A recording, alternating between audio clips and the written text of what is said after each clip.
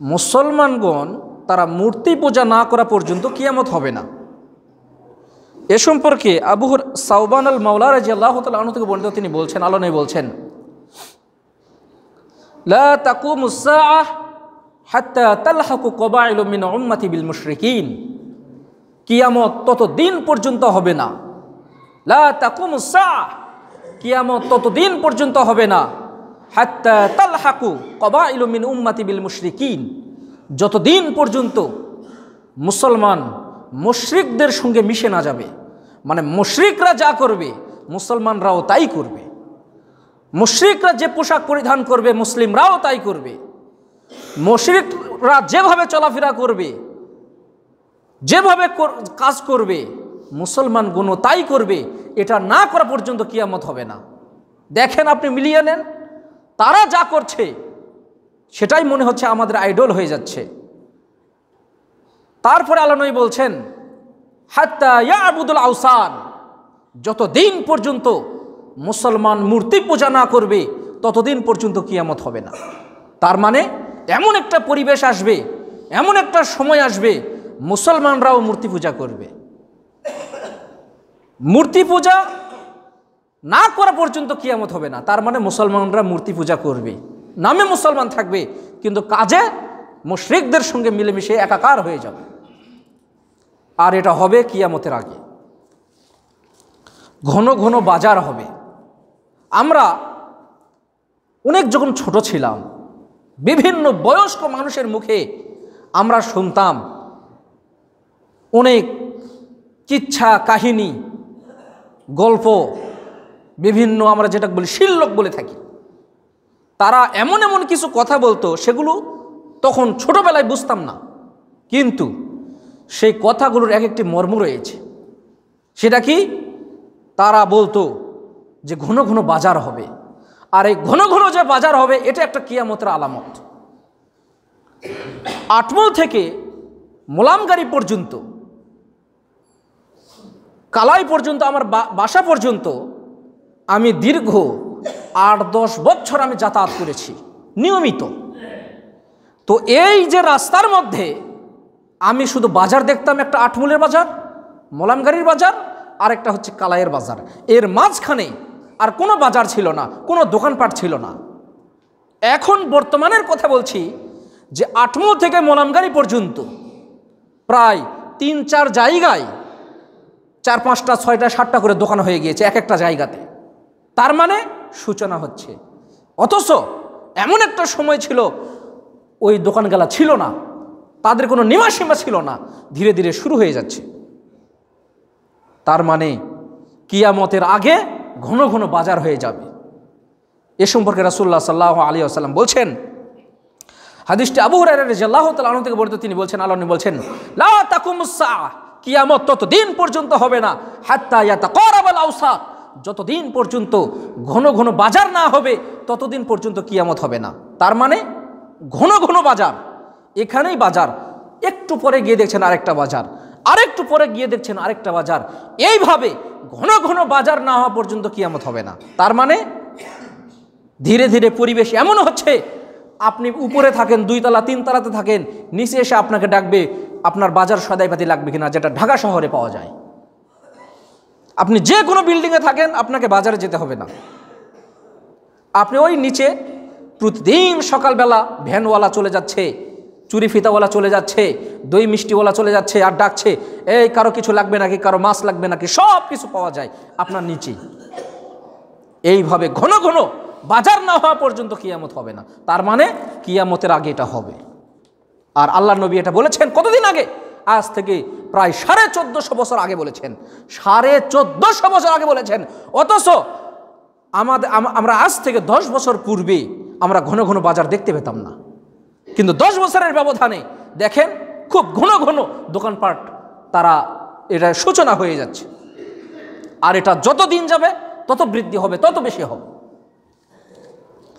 আত্মীয়তার সম্পর্ক মানুষ ধীরে ধীরে ছিন্ন করবে, আত্মীয়তার সম্পর্ক রাখবে না। আল্লাহ তাআলা বলছেন, ফাহাল আসাইতুম ইন তাওয়াল্লাইতুম আন তুফসিদু ফিল আরদ ওয়া তুকাত্তিউ আরহামাকুম উলাইকাল্লাযী লা'নাহুমুল্লাহ ফাআসাম্মাহুম ওয়া আ'মা আবসারাহুম। আল্লাহ তাআলা বলছেন, ফাহাল আসাইতুম ইন তাওয়াল্লাইতুম আন তুফসিদু ফিল আরদ, তোমরা ক্ষমতা পেলে, সম্ভবত তোমরা যদি ক্ষমতা পাও তাহলে তোমরা পৃথিবীতে ফাসাদ, মারামারি, কাটাকাটি, হানাহানি এগুলো তোমরা বেশি করবা। কেউ যদি ক্ষমতা পায়, আল্লাহ তাআলা বলছেন তোমাদের মধ্যে যদি কেউ ক্ষমতা পায়, পদ পায়, ক্ষমতাশীল হয়, তাহলে তোমরা পৃথিবীতে ফিতনা ফাসাদ সৃষ্টি করবে। অতুকাত্তিউ আরহামাকুম, এবং তোমরা আত্মীয়তার সম্পর্ক নষ্ট করবে। আল্লাহ তাআলা বলছেন উলাইকাল্লাযী লা'নাহুমুল্লাহ, এরা ওই সমস্ত লোক যাদের উপর আল্লাহ লানত করেছেন। ফাআসাম্মাহুম ওয়া আ'মা আবসারাহুম, আল্লাহ তাআলা তাদেরকে অন্ধ এবং বধির করে দিবেন। এরা এই সমস্ত লোক যে তারা একটু ক্ষমতা পেলে, টাকা ছিল না, টাকা হয়ে গিয়েছে, ও আর তার আত্মীয় স্বজনকে চিনে না, ও আর ভাই ব্রাদারকে চিনে না, ও আর ভাই বোনকে চিনে না। কিছুদিন পূর্বেই তার কোনো সম্পদ ছিল না, তার কোনো টাকা পয়সা ছিল না, তার কোনো গাড়ি বাড়ি ছিল না, তার কোনো জমি জায়গা ছিল না। এই যে একটুতে হয়ে গিয়েছে, আর কারোর সাথে সম্পর্ক নেই।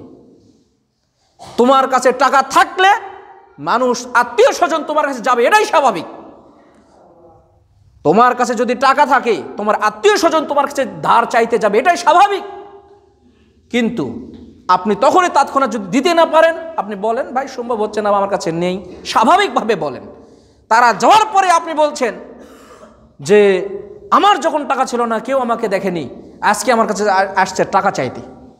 তার মানে মানুষ যতদিন যাবে, যত সম্পদশালী হবে, মানুষ ধীরে ধীরে তাদের সম্পর্কগুলো নষ্ট করে দিবে। আর এটা হচ্ছে কিয়ামতের আলামত।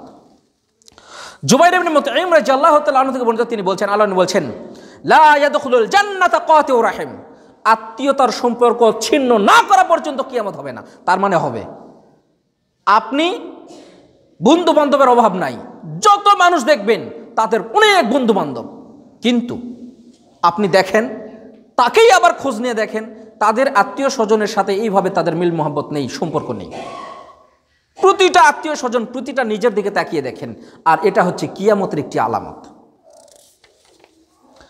আনাস ইবনে মালিক রাদিয়াল্লাহু তাআলা আনহু থেকে বর্ণিত, তিনি বলছেন, আল্লাহ নবী বলছেন, মান সাররাহু আইয়াবসুতা লাহু ফি রিজকি আও ইউনসা লাহু ফি আসারি ফালিয়াসিল রাহিমাহু। মান সাররাহু আইয়াবসুতা লাহু ফি রিজকি, কোন ব্যক্তি যদি চায় যে আল্লাহ তুমি আমার সম্পদকে বেশি করে দাও, আমার সম্পদকে বৃদ্ধি করে দাও, ফালিয়াসিল রাহিমাহু, কোন ব্যক্তি যদি চায় যে তার সম্পদ এবং তার বয়স, তার আয়ু বেশি হোক, এটা যদি কেউ চায়, আল্লাহ নবী বলছেন ফালিয়াসিল রাহিমাহু, তাহলে তুমি শুনে রাখো, তুমি আত্মীয়তার সম্পর্ক ঠিক রাখো। কোন ব্যক্তি যদি চায়, যে কেউ হতে পারে, কোন ব্যক্তি যদি চায় যে তোমার ধন সম্পদ এবং তোমার আয়ু বৃদ্ধি হোক, তাহলে সে যেন আত্মীয়তার সম্পর্ক ঠিক রাখে, তাহলেই তোমাদের ধন সম্পদ এবং আয়ু বয়স বৃদ্ধি হবে ইনশাআল্লাহ।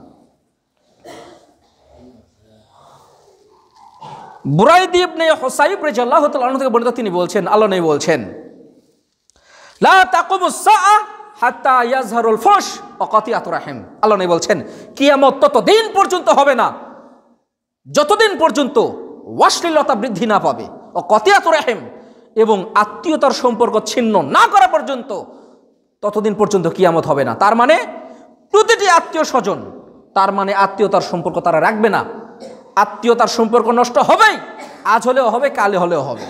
এবং কি যে যতদিন পর্যন্ত অশ্লীলতা বৃদ্ধি না পাবে, ততদিন পর্যন্ত কিয়ামত হবে না। অশ্লীলতা কাকে বলে? যতদিন যাচ্ছে মেয়েরা মনে করছে যে আমার শরীরে পোশাক না থাকাই ভালো, আমার শরীরে পোশাক যদি থাকে কেউ আমার দিকে তাকাবে না, আর আমার শরীরে যদি পোশাক না থাকে তাহলে সবাই আমার দিকে তাকাবে, আমাকে সুন্দরী বলবে।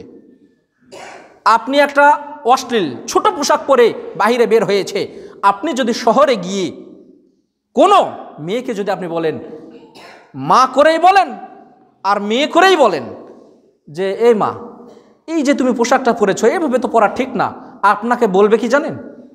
তোমার কাজ তুমি পরো, আমার দিকে তোমাকে তাকাইতে হবে না, এভাবেই কথা বলবে। আর যতদিন যাবে মনে করিয়েন না যে মানুষ গায়ে কাপড় রাখবে, মেয়েরা গায়ে কাপড় রাখবে, যতদিন যাবে তত তারা উলঙ্গ হওয়ার চেষ্টা করবে। বুঝতে পারেননি? এটা হবেই, কিয়ামত রাখ এটা হবেই। আপনি বাড়িতে ভালোভাবে থাকেন কিন্তু বাহিরের অবস্থা খুব করুণ। গ্রামে অনেক ভালো রয়েছে, গ্রামে অনেক ভালো রয়েছে, আপনি শহরে গেলে আপনি ওখানে টিকতে পারবেন না, আপনি লজ্জায় তাকাইতে পারবেন না কারো দিকে। আর এটা কিয়ামতের আগে ঘটবে। এটাই হচ্ছে কিয়ামতের একটি আলামতের মধ্যে অন্যতম একটি আলামত, যে মানুষ উলঙ্গ হয়ে ঘুরে বেড়াবে।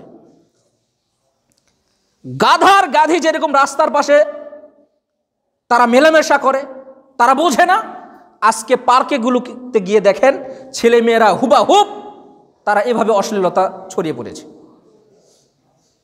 বিভিন্ন পার্কে গিয়ে দেখেন, আপনি খোঁজ নেই এগুলো, আপনি বয়স মানুষ তো, আপনি ইয়ং জেনারেশনের সঙ্গে ঘুরে বেড়ান না, আপনি এগুলো বোঝেন না, এগুলো হচ্ছে। আর এটা কিয়ামতের আলামত। মানুষ তার দাড়িকে এবং তার মাথার চুল যখন সাদা হয়ে যাবে তখন তারা কলব ব্যবহার করবে, কালো রং ব্যবহার করবে। এটা একটা কিয়ামতের আলামত। রাসূলুল্লাহ সাল্লাল্লাহু আলাইহি ওয়াসাল্লাম বলছেন, ইয়াকুনু কওমুন ইয়াখযিবুনা ফি আখিরিজ জামান কাহাওয়াসিলিল হাওয়ামি। আল্লাহ নবী বলছেন, ইয়াকুনু কওমুন ইয়াখযিবুনা ফি আখিরিজ জামান বিসসাওয়াদি। কিয়ামত ততদিন পর্যন্ত হবে না যতদিন পর্যন্ত মানুষ তাদের দাড়ি এবং মাথার চুল যখন সাদা হয়ে যাবে, যতদিন পর্যন্ত কালো রং ব্যবহার না করবে ততদিন পর্যন্ত কিয়ামত হবে না। আল্লাহ নবী বলছেন, লা ইয়ারিদুনা রাইহাতাল জান্নাহ। এরা ওই সমস্ত লোক যারা জান্নাতের সুগন্ধিও পাবে না। মারাত্মক কথা। যারা তাদের দাড়িকে এবং চুলকে কলব ব্যবহার করে, কালো রং ব্যবহার করে, যেটা যে কোনো হতে পারে, মানে ও চিন্তা করছে দাড়ি যদি সাদা থাকে তাহলে তো আমাকে মানুষ বয়স্ক বলবে, তো দাড়িটা যদি কালো হয় তাহলে একটু ভালো হয়, সবাই আমাকে একটু ইয়ং জেনারেশনের সঙ্গে ঘুরে বেড়ানো যাবে।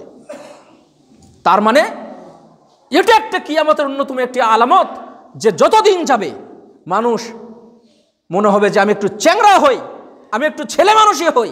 তার মানে দাড়ি যখন সাদা হয়ে যাবে, চুল যখন সাদা হয়ে যাবে, তারা কালো রং ব্যবহার করবে, কলব ব্যবহার করবে। এটা একটা কিয়ামতের অন্যতম একটি আলামত।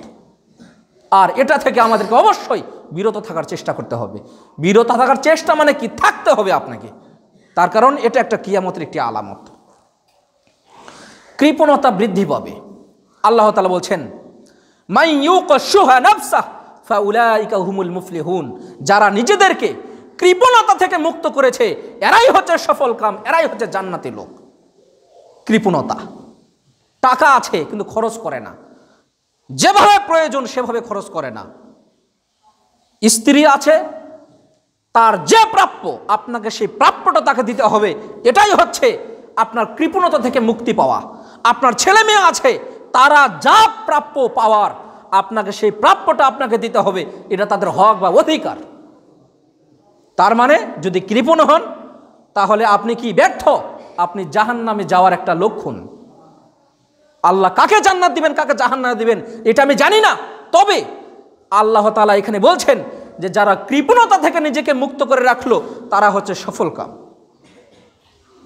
আল্লাহ তাআলা এ থেকে মুক্তি দান করুন, আল্লাহুম্মা আমিন। এবং হাদিসটি আবু হুরায়রা রাদিয়াল্লাহু তাআলা আনহু থেকে বর্ণিত, তিনি বলছেন কিয়ামতের যে আলামতগুলো রয়েছে তার মধ্যে একটি অন্যতম একটি আলামত হচ্ছে যে কৃপণতা থেকে দূরে থাকা। মানুষ কৃপণ হবে, এটা একটা কিয়ামতের অন্যতম একটি আলামত যে মানুষ কৃপণ হবে। আল্লাহ সকলকে সঠিক বুঝ দান করুন, আল্লাহুম্মা আমিন।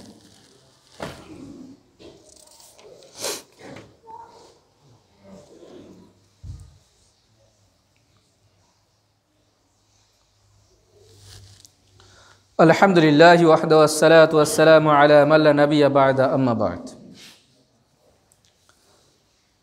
ব্যবসা বাণিজ্য ছড়িয়ে পড়বে। আমি যে আলামতগুলো বলছি মনে হচ্ছে না যে আমরা এগুলোর সঙ্গে করে নিয়েই বসবাস করছি। আমি যে আলামতগুলো বলছি কোনো একটা আলামত কি গিয়েছে যেটা প্রকাশ পায়নি? মোটামুটি দুই একটা বাকি থাকতে পারে, মনে হচ্ছে সবই প্রকাশ পেয়ে গিয়েছে। তাই মনে হচ্ছে না? তাই তো মনে হচ্ছে। ব্যবসা বাণিজ্য ছড়িয়ে পড়বে। এখন আসেন, হাদিসগুলোর সঙ্গে শুধু নিজেকে মিলিয়ে নেবেন আর সমাজের দিকে তাকাবেন যে আসলে এখানে কি বলা হলো, এই আলামতটা প্রকাশ পেয়েছে কিনা। আব্দুল্লাহ ইবনে মাসউদ রাদিয়াল্লাহু তাআলা আনহু থেকে বর্ণিত, তিনি বলছেন, আল্লাহ নবী বলছেন, বাইনা ইয়াদাই সাআহ তাসলিমুল খাসসা, কিয়ামতের আলামতের মধ্যে একটি আলামত হচ্ছে পরিচিত মানুষকেই শুধু মানুষ সালাম দিবে, অপরিচিত কাউকে আর সালাম দিবে না। ওয়া তাফশু তিজারা, ব্যবসা বাণিজ্য ছড়িয়ে পড়বে। হাত্তা তুইনাল মারআতু যাওজাহা আলা তিজারা, এমনকি স্ত্রীরা, মহিলারা, মেয়েরা, এখানে স্ত্রীরা তাদের স্বামীকে ব্যবসায়ী কাজে সহযোগিতা না করা পর্যন্ত কিয়ামত হবে না। স্ত্রীরা তাদের স্বামীকে ব্যবসায়ী কাজে সহযোগিতা না করা পর্যন্ত কিয়ামত হবে না। এখানে দুই ধরনের, এক, নিজেকে সেফটির মধ্যে রেখে, নিজেকে কন্ট্রোলের মধ্যে রেখে, নিজেকে পর্দার মধ্যে রেখে কাজ করা, এটা ভিন্ন কথা। এটা যে কোনো মেয়ে, যে কোনো মহিলা করতে পারে, এখানে কোনো নিষেধ নেই। এখানে কি নেই? কোনো নিষেধ নেই। কিন্তু ব্যবসা বাণিজ্যের কাজে, ওই যে বাজারে গিয়ে চাওয়ালি চা বিক্রি করছে, ওই যে সুন্দরী একটা মেয়ে, তার বাপ তাকে সাথে রেখেছে যে তুমি আমাকে সহযোগিতা করো, তাহলে কি হবে? তোমাকে দেখে অনেকে এই দোকানে আসবে, তার কারণ তোমার চেহারাটা সুন্দর, গালগুলো কমলার মতো, চোখগুলো টানা টানা, তাই না? ঠোঁটগুলো কি লিপস্টিকের মতো, গোলাপ যেন সুরভি ছড়াচ্ছে। এই যে স্ত্রীরা তাদের স্বামীকে ব্যবসায়ী কাজে সহযোগিতা না করা পর্যন্ত কিয়ামত হবে না। তার মানে এটা একটা, নিজেকে মিলিয়ে দেন দেখে দিই, বাজারে চাওয়ালে কয়টা আছে? শুধু এই বাজারে না, শুধু এই বাজারের কথা বলছি না, অনেক বাজারে গিয়ে দেখবেন আছে। কোনো না এমন কোনো বাজার আছে যে মহিলারা থাকে না, দুই একটা দোকানেও কোনো না কোনো দোকানে দেখবেন যে আছে। তার স্ত্রী তাকে রেখেছে যে তুমি ক্যাশে বসে থাকো, আমি এগুলো সব দেখছি। তার মানে অনেক পুরুষ আছে এরকম, আপনি নিজেকে মিলিয়ে নেন না যে তাকে দেখে আপনি ওই দোকানে গিয়েছেন, যাই এই দোকানে গিয়ে একটু চা খাই, হয় না এরকম? অনেক হয় যে ওখানে মেয়েটা দেখতে সুন্দর, যাই ওই দোকানে একটু যাই, আসো এই দোকানে আসো, বন্ধু বান্ধব চলো ওই দোকান থেকে ঘুরে আসি। তার মানে এটা না করা পর্যন্ত কিয়ামত হবে না। তার মানে ব্যবসা যেরকম ছড়িয়ে পড়বে, মহিলারা তাদের স্বামীকে সহযোগিতা না করা পর্যন্ত কিয়ামত হবে না। তার মানে এটা হবে। ভূমিকম্প বৃদ্ধি পাবে। কিছু বললেন নাকি?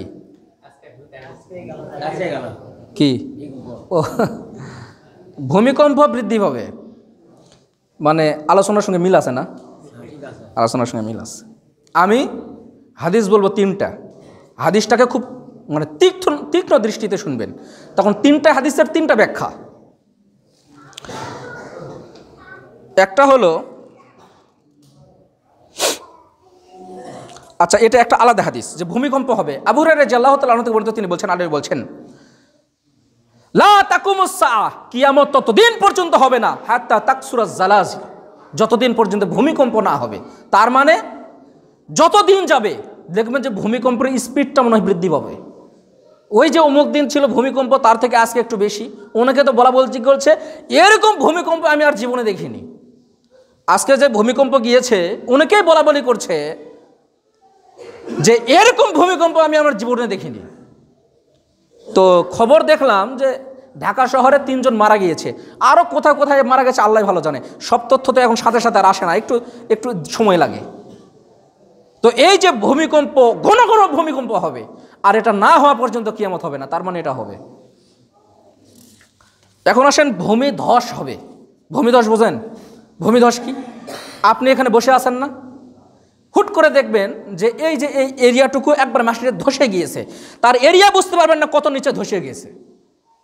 কোথায় গেল আল্লাহ ভালো জানে, কেন গেল আল্লাহ ভালো জানে। তবে হাদিসে আসেন, হাদিসের সঙ্গে মিলে নেন কেন হবে এগুলো। ভূমিকম্প কেন হয় আর এই ভূমিধসগুলো কেন হয়? এখানে এই হাদিসগুলোতে ভূমিকম্পের কথা আছে। ভূমিকম্প কেন হয়? হাদিসটি আবু হুরায়রা রাদিয়াল্লাহু, তিনটা হাদিস বলবো, তিনটা হাদিসটা ভালো করে লক্ষ্য করবেন।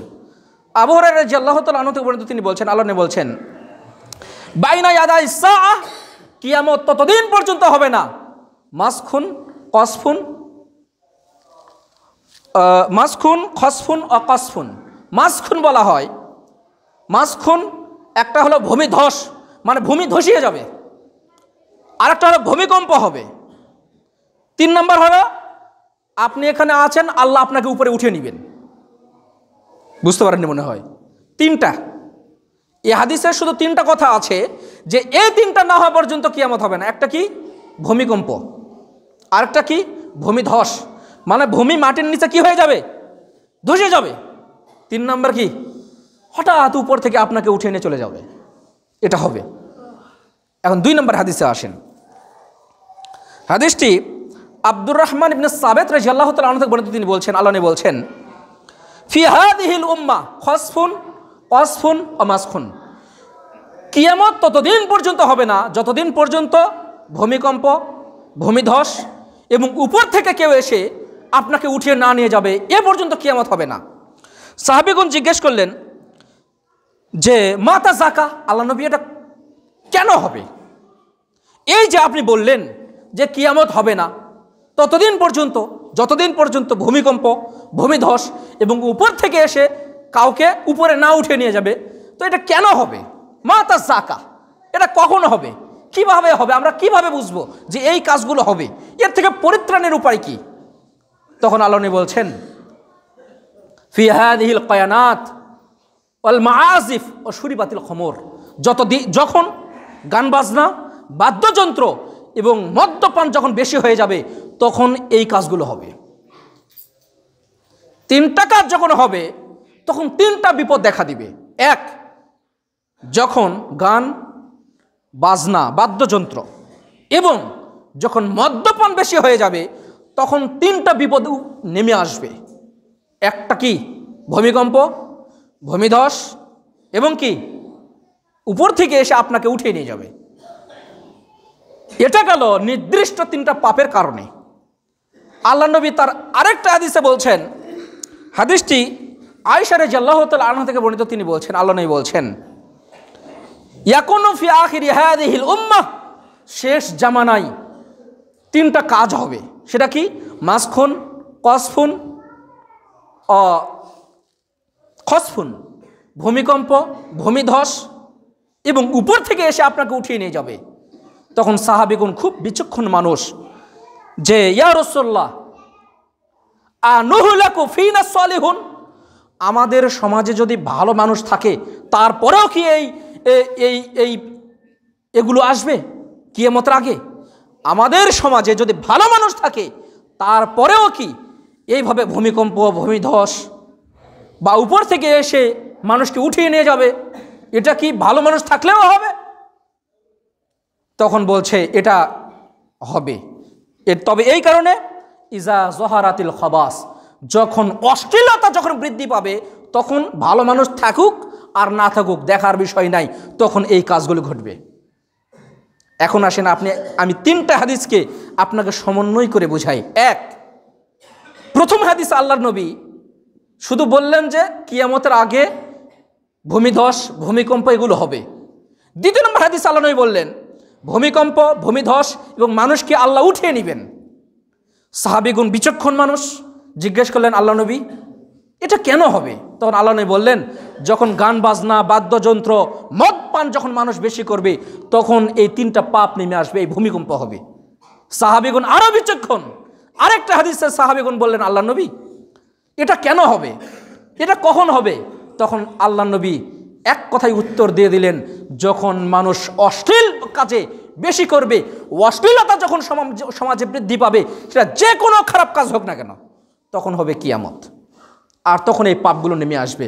এই ভূমিকম্প এমনি এমনি হয়নি। এই যে ভূমিকম্প হয়ে গেল এটা এমনি এমনি হয়নি, এটা অবশ্যই আপনার পাপের কারণে হয়েছে। আগে মানুষ নির্দিষ্ট একটা জায়গায় গিয়ে পাপ কাজ করত, যেমন গানের আসর, আর এখন মোবাইল খুললেই গানের আসর। আর একটা হাদিস আমি বলবো, আমি এই হাদিসটা বলে আমার আলোচনা শেষ করে দেবো ইনশাআল্লাহ। এর পূর্বে এই হাদিসটা বলার হয়তো সময় পাওয়া যাবে না, তবে হাদিসটা গুরুত্বপূর্ণ ছিল, অতীব গুরুত্বপূর্ণ ছিল। তবে হাদিসটা 5 মিনিটে হবে না, একটু বড় হাদিস। আগামী জুমায় আলোচনা করার চেষ্টা করব ইনশাআল্লাহ।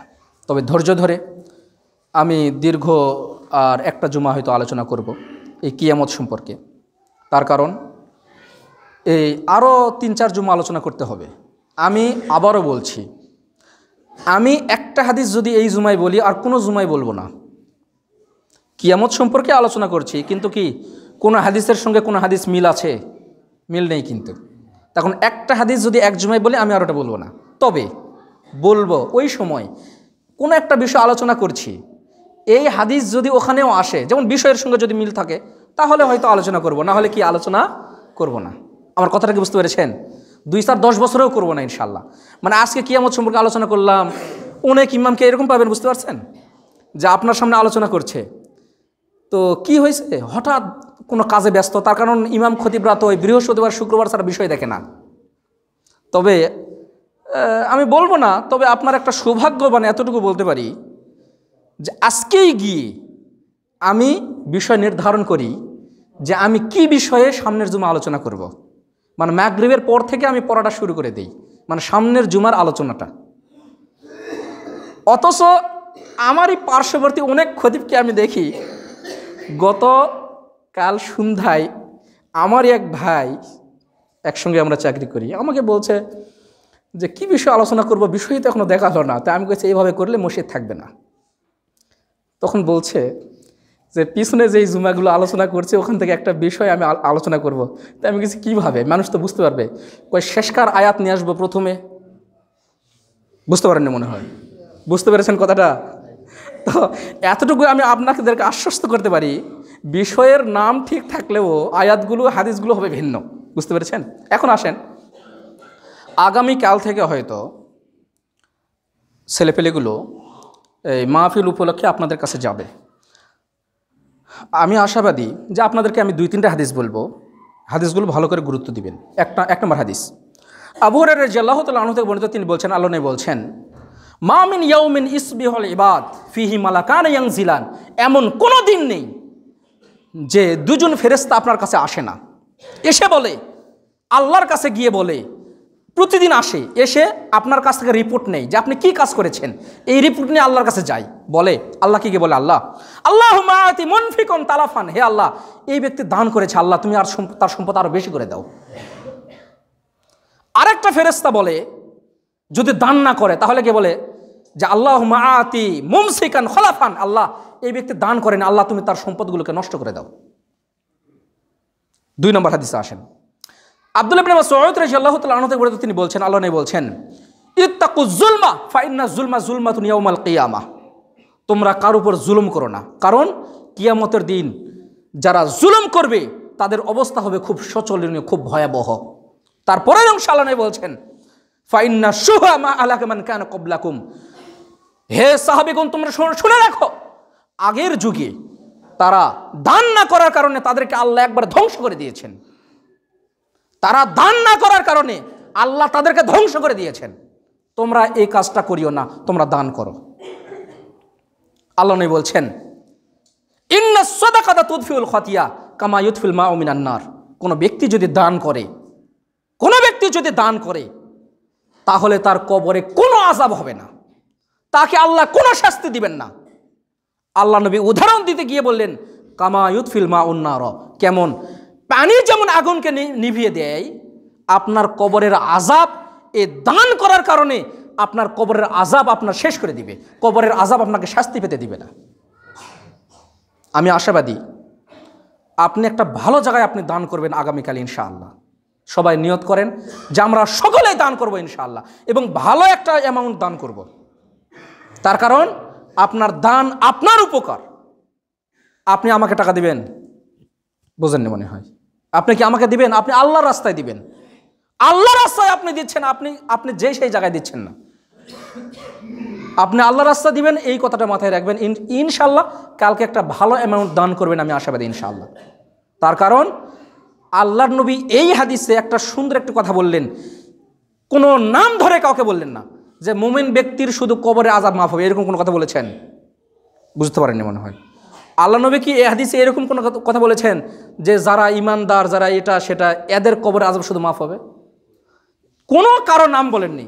যারাই দান করবে আল্লাহ তাদেরই কবরের আযাবকে মাফ করে দিবেন ইনশাআল্লাহ। সকলে দান করবো তো ইনশাআল্লাহ, এবং ভালো একটা অ্যামাউন্ট দান করার চেষ্টা করবেন। আগের যুগে আল্লাহর নবীর সময় নিয়ম ছিল যে দান করবে সে তার দানটা কর্তৃপক্ষের কাছে পৌঁছে দিবে, যে সভাপতি সাহেব ধরেন এই সভা উপলক্ষে আমি দান করলাম। আর এখন বাড়িতে বারবার গিয়েও আপনারা দান করতে চান না। এটা আসলে কিয়ামতের আলামত। মানুষ দান করবে না, এটাও একটা কিয়ামতের আলামত। মানুষ খারাপ কাজে খুব ব্যয় করবে, অনেক ব্যয় করবে। আল্লাহ এ থেকে আমাদেরকে পরিত্রাণ দান করুন, বলেন আমিন।